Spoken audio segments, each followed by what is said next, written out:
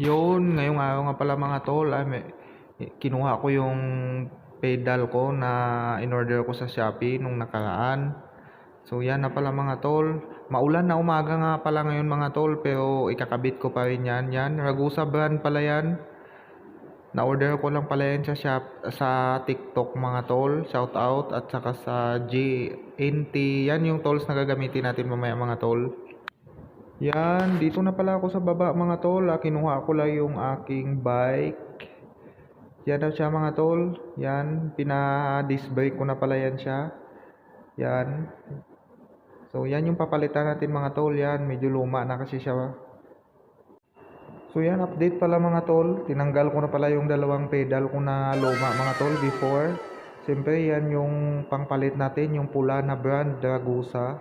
So siyempre gagamit tayo dyan mga tol ng open range. Number 15 pala yung gagamitin natin mga tol. Tara, samahan nyo ako.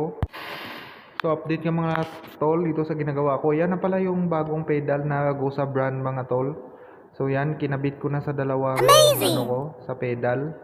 Yan. Saka sinama ko na yun pala mga tol. Naglangis na rin ako na aking kadena.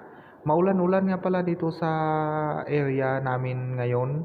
Kinabit ko na rin ng saglitan mga tol para mapalitan ko na yung lumang pedal ko. So, shout out all followers pala, especially BGC Tops. So, hanggang nito na lang. Thank you for watching. Bye-bye!